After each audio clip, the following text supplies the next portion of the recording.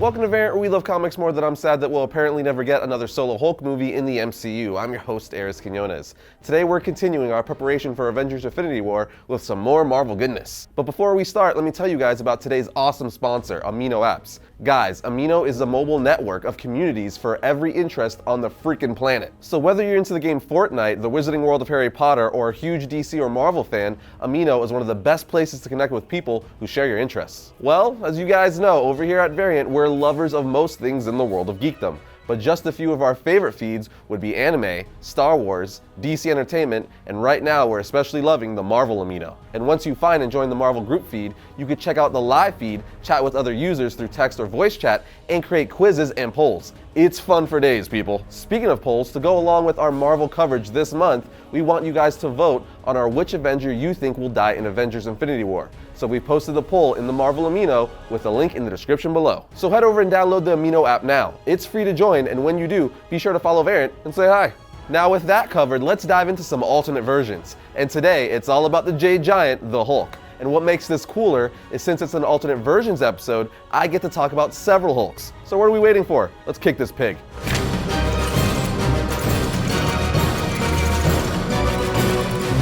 As usual, before I start listing the alternate versions of the Hulk, we're going to take a look at the classic version of the character first, the Incredible Hulk, sometimes referred to as Savage Hulk, from the Marvel 616 universe. He's also the Hulk that all the other versions of the character are based off of. Most comic book fans are familiar with his origin, but to sum it up, when scientist Bruce Banner was covered in gamma radiation during the test of a gamma bomb, his DNA was altered, causing him to transform into the Hulk when he becomes angry. And the madder he gets, the stronger he gets, essentially making him the living personification of rage and pure physical strength. Which is why we got the line, "Don't make me angry. You won't like me when I'm angry." But again, most of us are familiar with this version of the Hulk. So let's take a look at the first alternate version I'm going to mention, and that's Joe Fixit Hulk. This version of the Hulk is an enforcer and a bouncer for a Las Vegas casino owner, and he has a 50s mob vibe going on. He's intelligent, arrogant, and cunning, but he's also a real lover of the ladies and definitely represents the party aspect of Las Vegas very well. This version of the character also brought back the character's original gray color, as Marvel initially made the Hulk gray in his first appearance, but his color is quickly changed to green due to inking problems. I guess they got the issues with gray all worked out. Anyway, while Joe Fixit is able to talk normally and intelligently,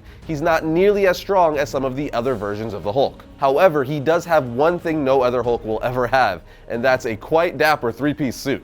Next up, we have Old Man Logan Hulk from the popular Old Man Logan storyline. This version is set in an apocalyptic future where the supervillains grouped together and took over. As for the Hulk in this reality, he has several inbred children with his cousin, so there's that. Long story short, Hulk tells his children to kill Logan's family, which results in Logan killing Hulk's children, and then trying to kill Hulk himself. But this old nasty looking Hulk ain't having it, and he ends up eating Logan instead. Yes, Old Man Hulk is a cannibal, but it turns out Wolverine isn't easy to digest, and Logan slashes his way out of Old Man Hulk's back. It's disgusting, yet glorious. Moving along, we have Professor Hulk, or Merged Hulk. After a series of events that left Bruce Banner's consciousness fractured, with Bruce and two different versions of the Hulk all fighting for control of his subconscious, his friend Doc Samson used hypnosis to tap in and align the three different personalities long enough for them to find peace. The three competing personalities of Banner, Savage Hulk, and Grey Hulk then fused together to create a green but incredibly intelligent version of the Hulk, with the mentality of Banner but the body and abilities of the Hulk.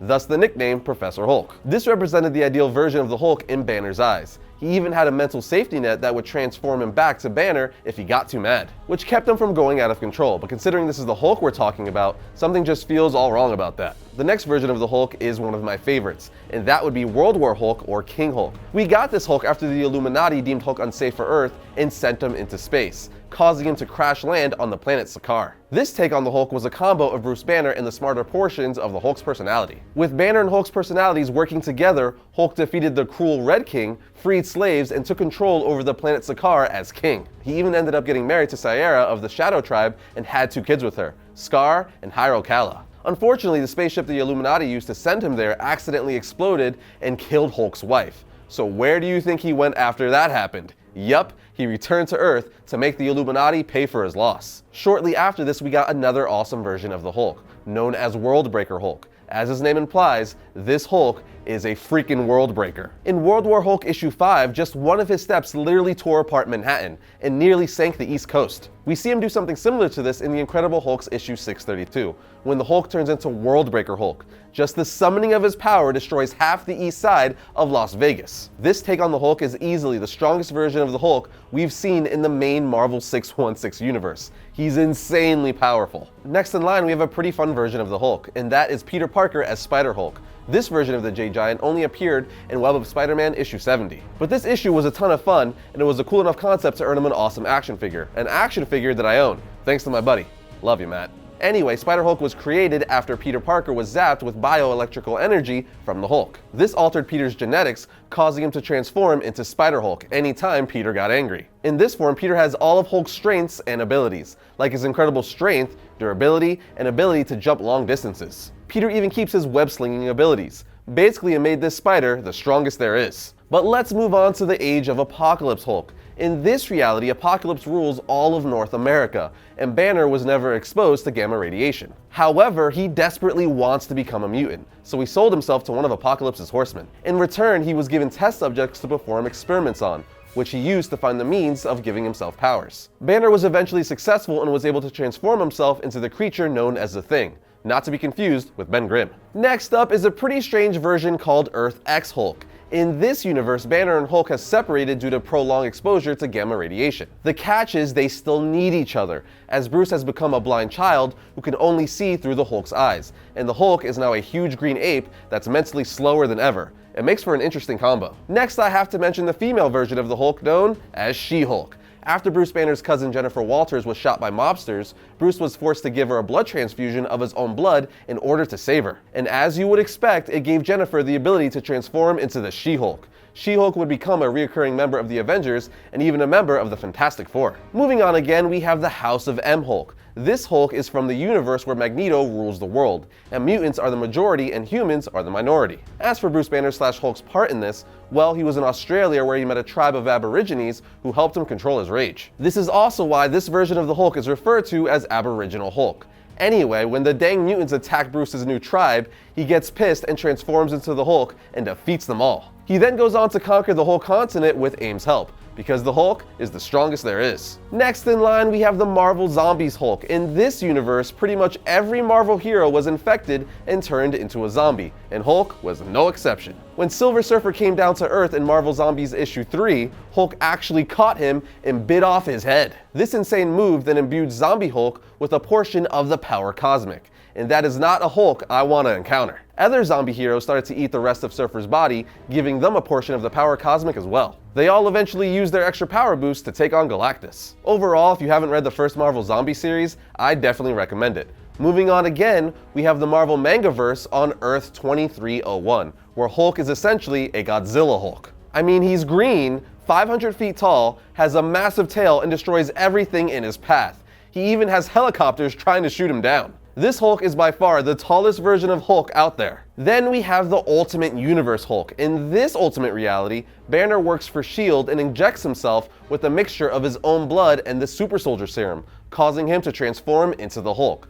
This Hulk is much taller and is gray like the original Hulk. But the craziest thing about Ultimate Hulk is that he's a cannibal, and he's actually been shown ripping people apart and then eating them. He's even dismembered and eaten Abomination. Sounds yummy. Anyway, let's pick up the pace a bit. Next up is Infernal Hulk. After Bruce Banner became Sorcerer Supreme on Earth 11638, yeah, that was a thing that happened, Banner then used his new powers to separate himself from the Hulk and sent him to hell. But after the Hulk becomes completely corrupted by his new friends in hell, this new demonic Infernal Hulk eventually finds his way back to Earth, just when you think the Hulk couldn't get any scarier. Now, who likes future Hulks? I do, so let's take a look at two of them. First up, Maestro Hulk. He's a tyrant in every sense of the word. He survived the Great Apocalyptic War and then proceeded to kill the remaining heroes and villains that dared stand against him. He even has a trophy room with the remains of the heroes and villains he's killed. I mean, just look at that. He has everything from Cap's shield and Nova's helmet to Doctor Strange's cloak. Insane. Maestro Hulk also possesses intelligence that is equal or greater than Bruce Banner, along with enhanced power that is greater than that of the Hulk, which obviously explains how he was able to take down most of the Avengers and the X-Men. Again, look at that freaking trophy room. What I also find crazy about the Maestro Hulk is that even though this is an alternate version of Hulk, it's a possibility that the main 616 Hulk could end up like this in the future. Let's just hope that doesn't happen. The second future Hulk is, of course, Hulk 2099. The human side of Hulk in the 2099 timeline is John Eisenhart, and in this alternate reality / possible future, he is a film producer who was unwillingly exposed to gamma radiation by a cult that worshipped the original Hulk called the Knights of Banner, not the Knights of Ren, although it's kind of similar. The gamma exposure gave John the power to transform into the Hulk of 2099 whenever he wants, which is nice, but his ability to stay in control somewhat reduces his strength, as he lacks the raw savagery and adrenaline push of the OG Hulk. Hulk 2099's appearance is quite different as well. He looks like a mashup between the Lizard and Killer Croc, which is a pretty unique take. We find our next version of the Hulk in the 2010 2-issue miniseries Hulked Out Heroes, which was part of the World War Hulk crossover that gave us a glimpse of several Hulk versions of other heroes, including Thor, Captain America, and Thing Hulk. However, the comic really focused on one particular Hulked Out hero, and that would be Hulkpool. Hulkpool embarks on time-traveling adventures like battling pirates, fighting in World War II, and even killing Red Skull and Hitler by riding a missile into them. Hey, what can you say? Deadpool, ladies and gentlemen. Well, Hulkpool that is, because it's Deadpool and Hulk together. Next, we have Hulk from the Amalgam universe named Skulk. For those of you who don't know, the Amalgam universe takes a Marvel character and a DC character and then mashes them together to make a new character. In this case, they mix Hulk and Solomon Grundy to give us Skulk. It's a horrible name, I know. Regardless, Bruce Banner became Skulk after a series of experiments with radiation went horribly wrong, fusing him with the elemental entity known as Solomon Grundy. I gotta be honest, I'm not a big fan of this amalgamation, and his name is horrible, so let's move on. Now, there's no way I can do this list without mentioning Thunderbolt Ross, aka the Red Hulk. Ross was transformed into the Red Hulk after making a deal with villains to turn him into the Fiery Beast, so that he could finally defeat the Green Hulk and take control of the country. However, Ross would soon regret his actions and seek redemption by joining the Avengers, and eventually even forming his own group of heroes called the Thunderbolts. The most awesome thing about the Red Hulk is that unlike the normal Green Hulk, who gets stronger the madder he gets, Red Hulk gets hotter the madder he gets, which is incredibly deadly to both his opponents and himself, because if he lets himself get too hot, he can overheat and lose consciousness. Not the best. Alright guys, nearing the end of this list we have Doc Green Hulk. In short, after dosing himself with the Extremis serum, Banner develops another new personality called Doc Green. This version retains Banner's intelligence just like Professor Hulk, but is also incredibly arrogant and condescending. He's like a big green Minkus from Boy Meets World. Ultimately, he develops a gamma cure using Ultron's body, and he forcibly administers it to gamma-powered heroes like he did to Red Hulk and A-Bomb. It's also been implied that this Hulk is in danger of becoming the Maestro Hulk. Speaking of intelligent Hulks, next up we have Amadeus Cho Hulk from the Totally Awesome Hulk title. He's the 8th smartest person on the planet and has a hyper mind that allows him to calculate and think extremely fast. He became the Hulk following an incident where the original Hulk absorbed a lethal amount of radiation, so Cho used special nanites to remove the Hulk from Bruce Banner and place it into his own body. This allowed him to become his own version of the Hulk. Something that was actually a dream come true for Cho, unlike Banner who hates living with the green monster inside him. But that brings us to the last version of the Hulk I'm gonna mention today, Weapon H. This beast of a character was created from a discharged soldier who was kidnapped by the Weapon X program and possesses the DNA of both the Hulk and Wolverine, making him a hybrid of the two. Simply put, Weapon H is one of the most powerful characters Marvel has introduced into their universe in a very long time. He has amazing healing abilities due to the Hulk and Wolverine having two of the best healing factors in all of Marvel, on top of having the strength of the Hulk and the adamantium claws and bones of Wolverine. What else do I have to say? He's a Hulk with adamantium claws. But there you have it guys, a rundown of our favorite alternate versions of the Hulk. There are still a few other versions of the Hulk I didn't mention because quite frankly there's a crap ton. So what are your favorite alternate versions of the Hulk? Let us know in the comment section down below.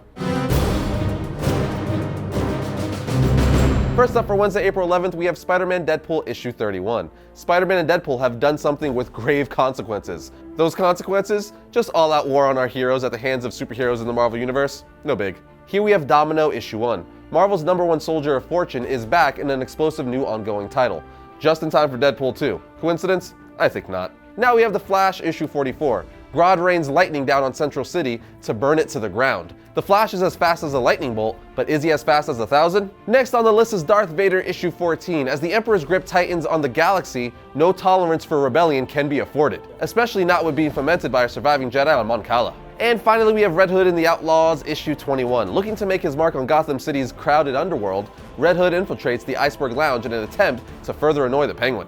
And that's going to bring another episode of Variant to a close, but remember to download the Amino app and take our poll. Links for that are in the description below. Also, follow us on social media like Facebook, Instagram, and Twitter. Links for that are also in the description. And if you like the channel, be sure to subscribe and then hit the bell next to it so you're notified whenever we upload a new video. But I'll see you guys next time when I talk about all things comics.